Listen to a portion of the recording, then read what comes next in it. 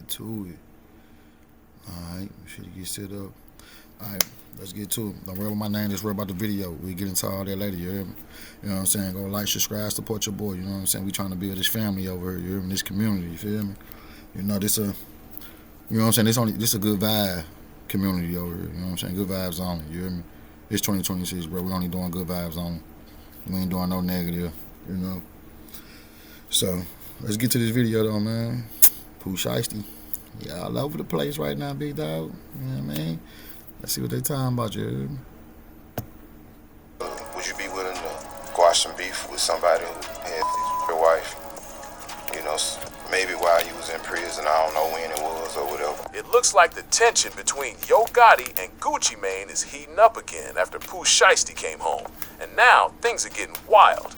Gotti's own camp, the very people who helped him rise to the top, are being accused of moving in a sneaky way behind the success of the CMG empire.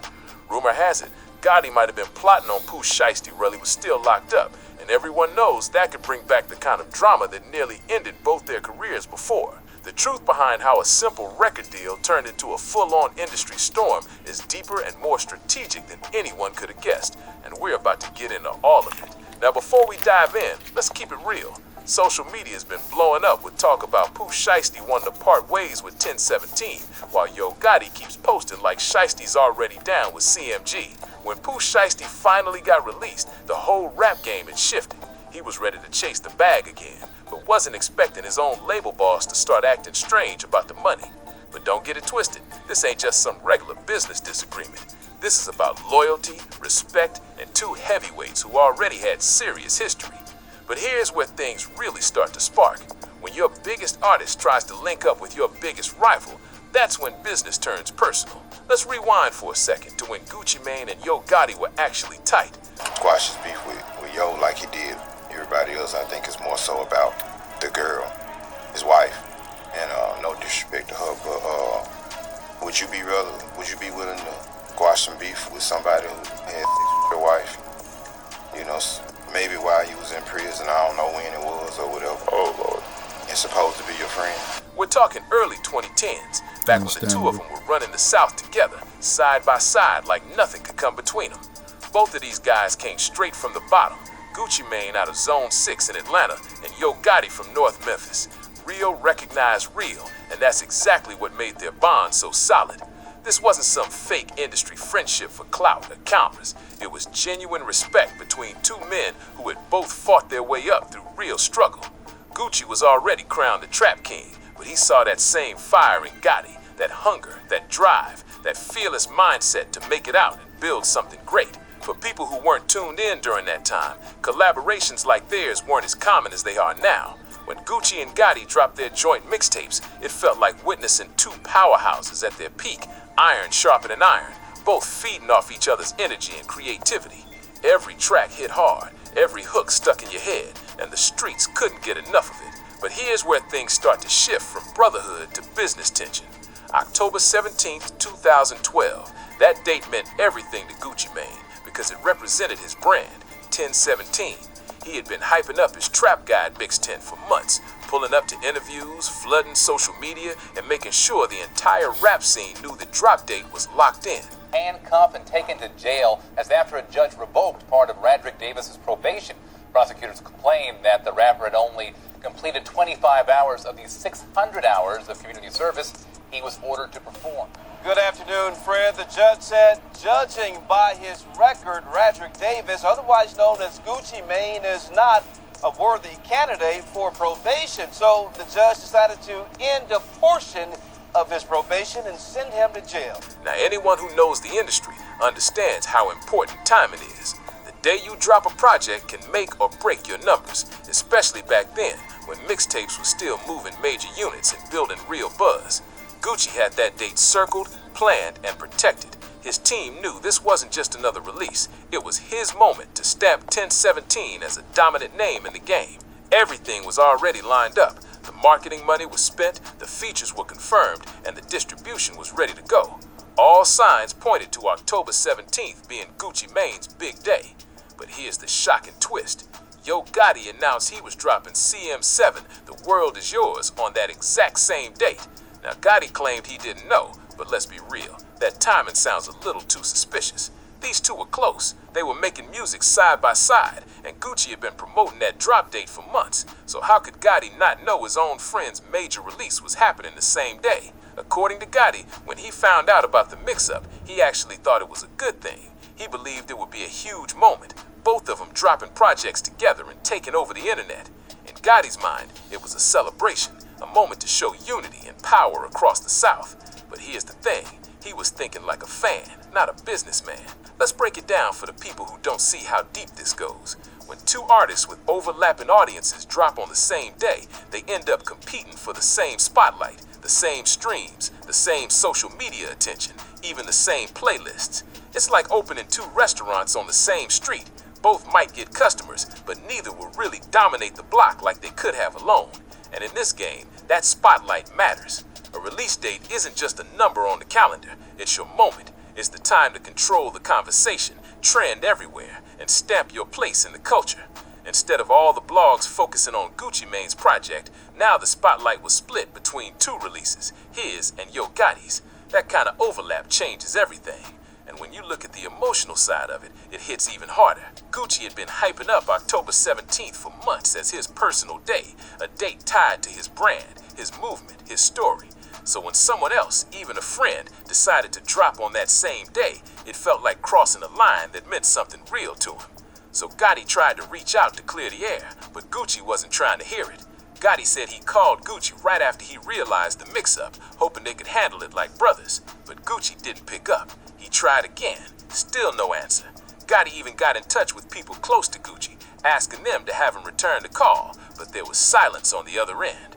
And honestly, it's easy to see why Gucci was upset. It wasn't just about the date, it was about loyalty and timing. Because right before all this, Gotti had dropped that I Got Racks remix featuring T.I. and Jeezy, and everyone knew Gucci and Jeezy weren't exactly cool at that point. So that move made everything look even more personal. Eventually, Gucci did respond, but not through a call. He went straight to Twitter with a message that said it all without saying too much. Why would another artist put their mixtape out on 10/17 if they ain't Brick Squad? You ain't me, Trap Guide. That tweet hit hard. It was Gucci's way of letting it be known he felt disrespected without dropping any names. According to Gotti, they eventually talked it out on the phone, and things seemed cool again. But even with Yo Gotti moving his release date, the damage was already done. The tension between him and Gucci Mane started spreading fast, and before long, the internet was flooded with rumors. Fans were choosing sides, blogs were stirring the pot, and everyone wanted to know, were these two southern powerhouses officially beefing again? Behind the scenes, the vibe was off. What used to be mutual respect started turning into quiet competition. Gucci felt like Gotti had crossed the line, and Gotti couldn't understand why things got so cold so quick. It wasn't about one mixtape anymore. It was about trust. The same energy that once brought them together was now pulling them apart. Then interviews started adding fuel to the fire. Gucci didn't hold back when he was asked about certain artists he no longer messed with, and fans instantly connected the dots. Gotti, on the other hand, tried to keep it business, saying he had no issue with anyone and was focused on success. But the silence between them said it all. Everyone in the game could feel the shift. What made it worse was how their camps reacted. People close to both sides started throwing little jabs online, posting subliminals and making the situation bigger than it had to be. Every post, every lyric, every public move was being watched and analyzed. It was like the whole industry was waiting for one of them to say the wrong thing. From brothers in arms to distant rivals, the bond that once looked unbreakable was now hanging by a thread.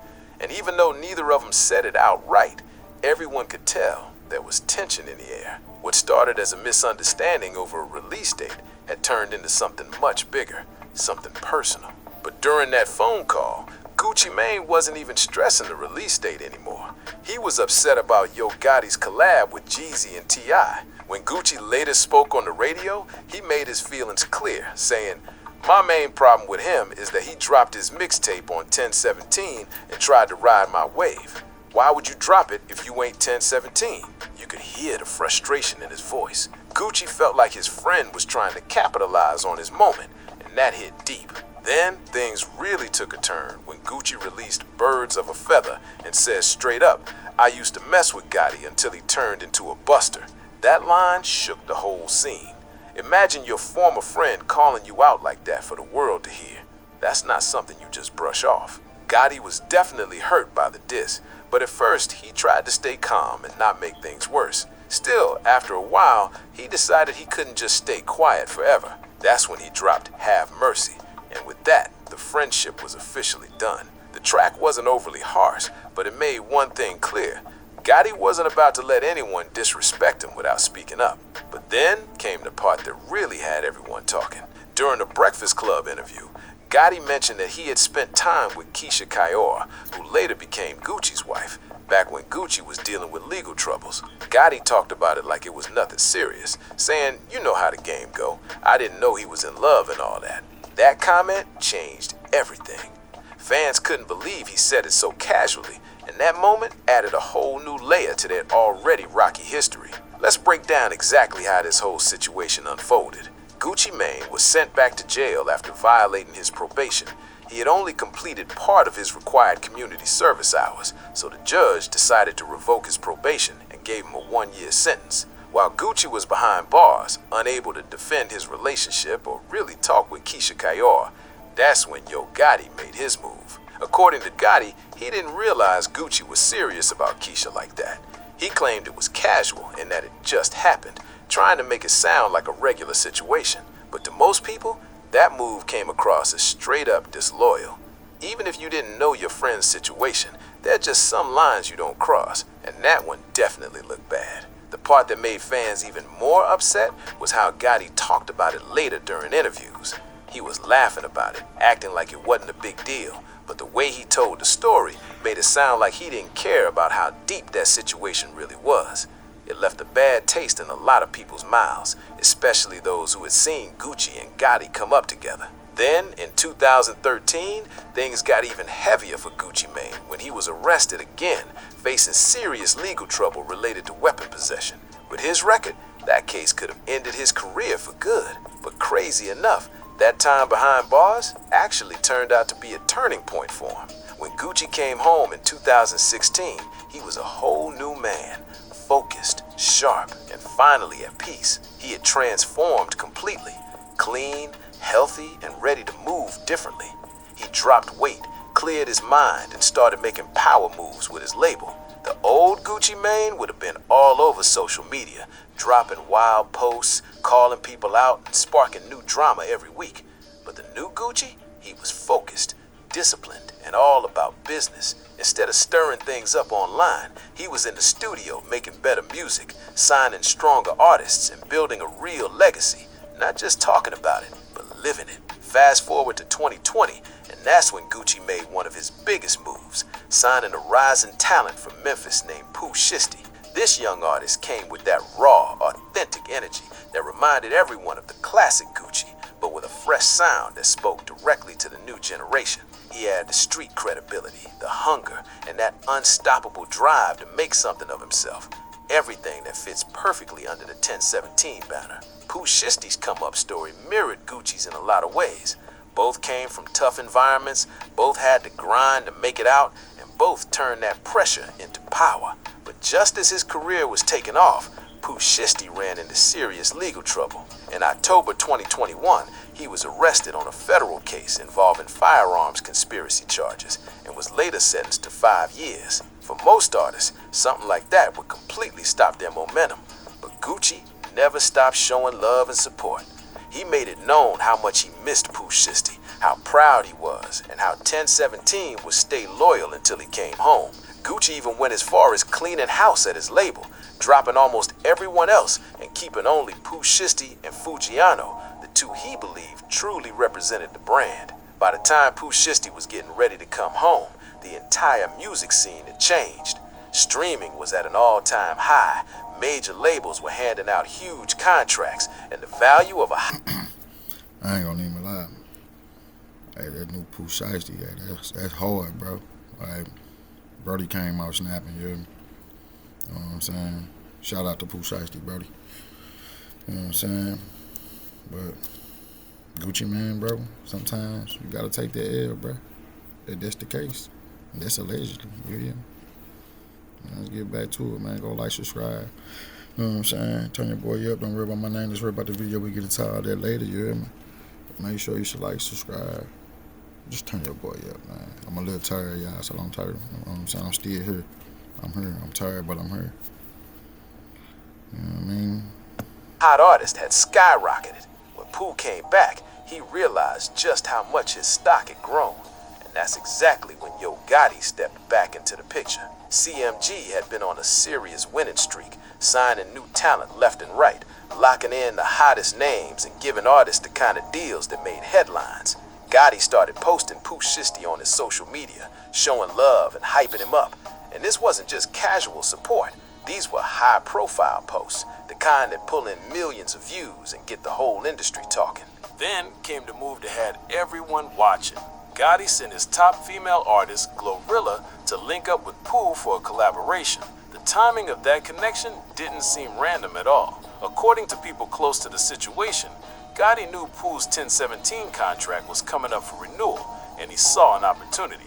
He wanted CMG to look like the stronger, more rewarding home for Pooh Shiesty to build his next chapter. And here's where it got tense. When it came time to renegotiate Pooh's deal with 1017, reports say the numbers Gucci's team was offering were way below what Pooh was truly worth. We're talking about deals that didn't reflect his streaming success, his cultural influence, or his potential to bring in serious revenue. Industry insiders even...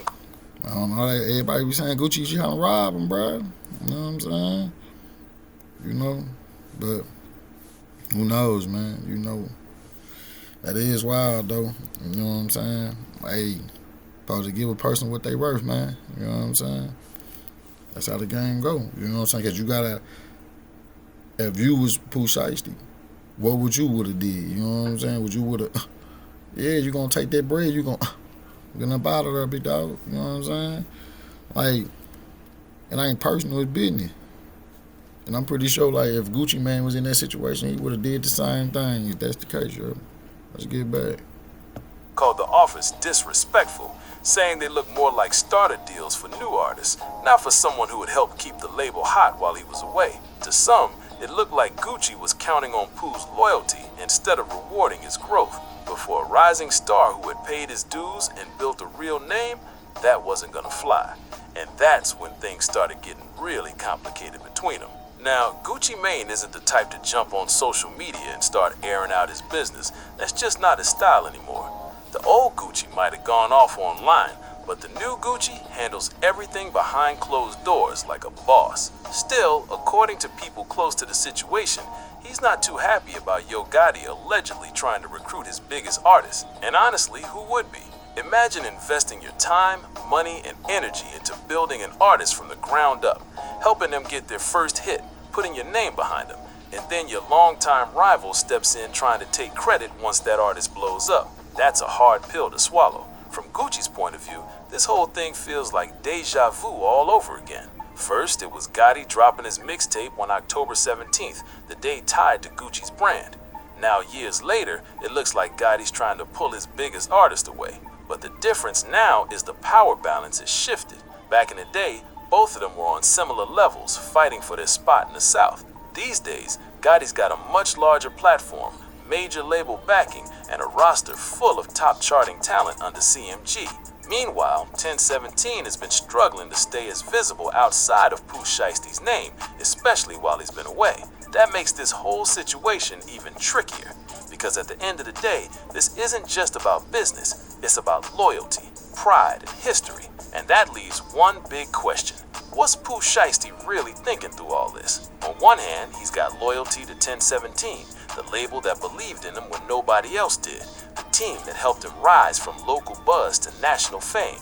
But on the other hand, there's CMG, a label with momentum, money, and massive reach. That kind of loyalty used to mean everything in the game. But this whole situation really shows how much things have changed. Back in the day, if you had issues with someone, you kept your distance from their circle. That was an unspoken rule. Nowadays, it's all about business plays and opportunities, and sometimes loyalty gets pushed aside when the money starts talking. Still, no matter how the game evolves, one thing never changes: respect. And if Pooh Shiesty decides to move from 1017 to CMG, that's gonna send shockwaves through the industry. It would show that loyalty has limits and that artists are starting to prioritize being valued and respected over staying tied to a name. Man, I feel like this business. You supposed to pick your day. You know what I'm saying? It's cool, but this business. You know what I'm saying? I got a family to feed just like you got a family to feed. Hey, I want to grow in my career just like you had to grow. You know what I'm saying? I don't feel like there's nothing wrong with it because I know for a fact if Gucci Mane's in that position, you taking that, bro. I'm sorry. You know what I'm saying? Stop playing. Let's get it. You know what I'm saying? Don't worry about my name. Just worry about the video. We get into all that later. You hear me? Go like, subscribe, turn your boy up. You know what I'm saying? Show some family love over here. You hear me? We trying to build our community. Help it grow. You feel me? Let's get back. That kind of move could inspire other artists to stand up for themselves, to demand better contracts, better treatment, and real recognition for what they bring to the table. Because at the end of the day, it's not just about switching labels, it's about taking control of your future in an industry that doesn't always play fair. If you want more content breaking down the real business side of hip-hop, the label drama, the artist deals, and the power moves shaping the culture, make sure to check out our other videos. We're diving deep into the untold stories the mainstream won't tell you. And before you dip out, don't forget to like, comment, and subscribe. Alright, y'all. We should get up out of here, man. We out, man. Be safe.